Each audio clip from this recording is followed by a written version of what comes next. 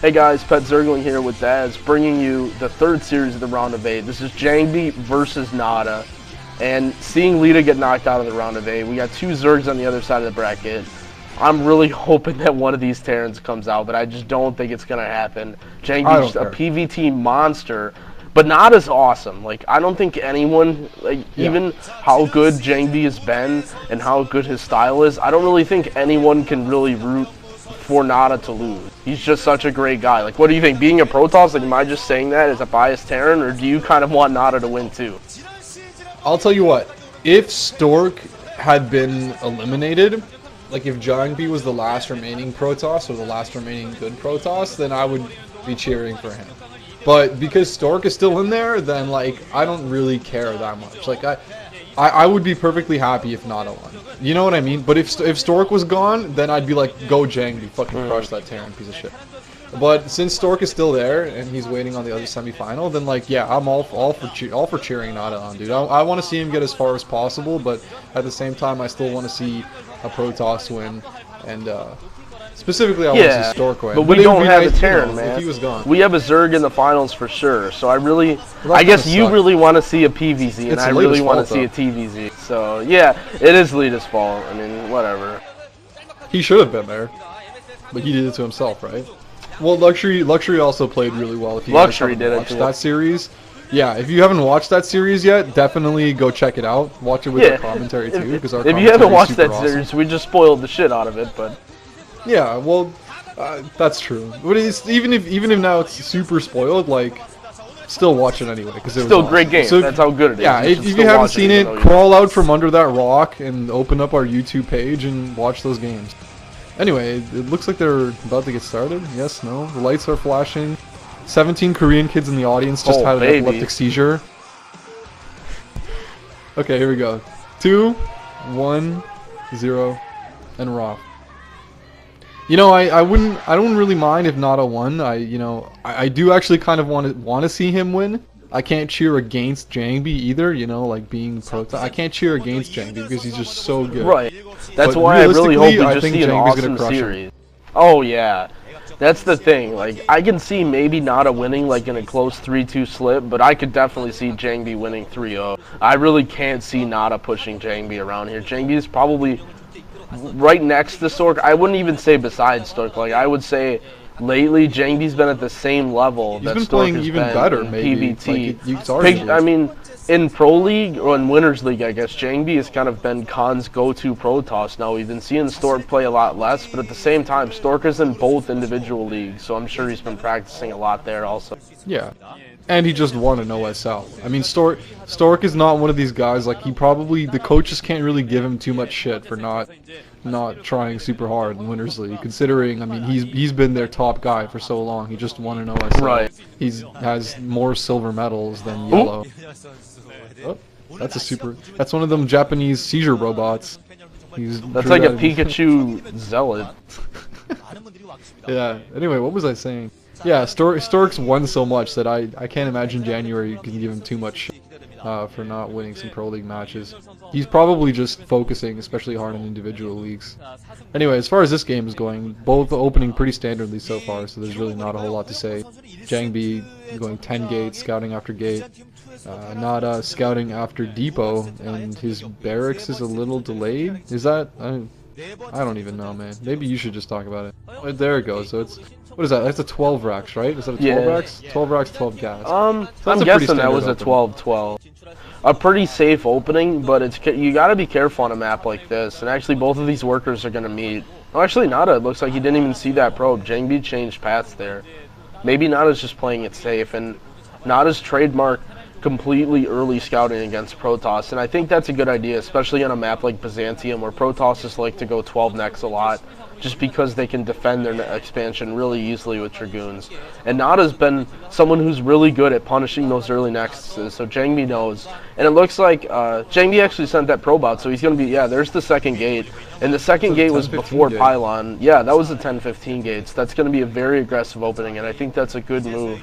Even though for the most part this is a pretty balanced map, it's definitely favored towards Protoss in the early game aggression, just because you can't sure. really defend your main, and you're forced to go in your natural and defend from there. So a 10-15 gate's a great choice. Range going up immediately. There's the second gate, and I'll be interested to see what NaDa decides to do. We see lots of different players do lots of different builds. Normally you see kind of one build just become like the norm and everyone agrees to what's what, but we've seen lots of different variants of what players decide to do on maps like these against 10-15 gates. Some players like Iris like to go for quick mines, where if you've watched a 4GG game, he likes to go 10 racks, 10 gas, and gets lots of Marines out as well as an early tank. Super aggressive. So it looks like, just like you said though, it was kind of a late barracks and factory, so I'm not sure what NaDa's going to do here.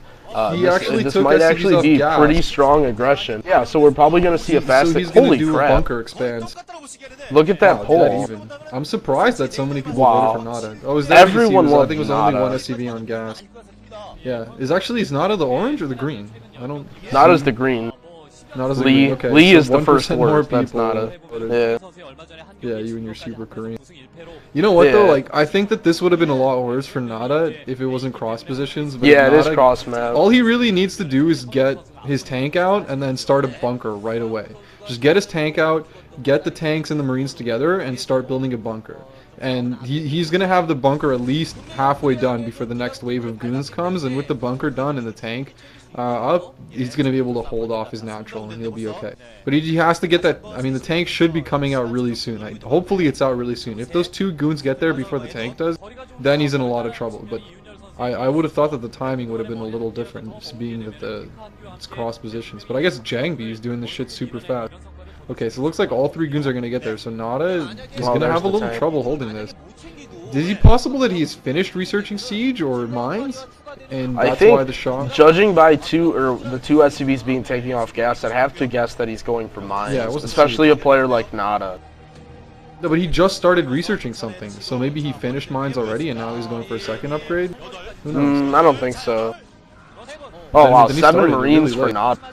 He's pushing out these Dragoons. He did a lot of damage to that bottom Dragoon. That's a really good start for NaDa. If he can just pick off a goon, like, I know it's tough. NaDa's going to need to do a good job keeping these tanks alive. Range is going to be done soon for JangBi, so he's going to be able to rip apart these Marines. Here's 5 goons and range, so JangBi is going to move up here, but a second tank up for NaDa, so I guess we're not going to see mines, but no siege. JangBi pushes up, a nice tank pull from NaDa there, kept both of his tanks alive, got 2 goons. That was great micro there from NaDa. Excellent control, and I think that's really going to stem off JangBi's attack there. I can't imagine JangBi doing anything else, already transferring into robotics to get some observers out, and still 5 Marines out for NaDa, and there's a vulture, so I guess his variant was he was going for sort of an FD build, but he got his second tank and didn't get mines until later. It was kind of like he pushed back the mines and vulture to make sure that he had that tank alive. But he just did such an excellent job there of keeping his shit alive. And cute move there from JangBi. JangBi has that probe there kind of spotting to see on the side of NaDa's base where he might hide some kind of starport or something. But we know that NaDa's going to go for a standard early CC. And considering that JangBi went for the 10-15 gate and really didn't do too much damage, and NaDa's expansion's already going up, I would say it looks like a Reaver. So unless this Reaver does some damage, I would say NaDa actually has a pretty significant lead in the game so far. Yeah, I would actually agree with that. Well, maybe pretty significant is too strong, but he's definitely got the economic advantage. Yeah, I think it was a good play by NaDa. I think JangBi made a mistake in actually chasing the tank. He should have just kind of kept taking pot shots at the Marines and kind of kept their numbers down. Because, I mean, he is producing off of 2 gateways. He can afford to, you know, wait for another wave and just kind of keep picking off Marines. But, I mean, that's the mistake he made, and now NaDa's taking that economic advantage. And that's why you can't count NaDa out. I mean, he can always pull out these good plays. I mean, he is a veteran like that. So, I mean, even though I think JangBi is the better player overall, we should see good games either way. NaDa's not going to go down without a fight. Oof. And this whole game comes down now to how much damage JangBi can do with his Reaver drop. And it's going to be a pretty solid Reaver drop. He's doing it off 1 base without the Nexus. It's coming out really quickly, and he's got 2 Zealots in the shuttle. So NaDa, he's getting turrets up right now.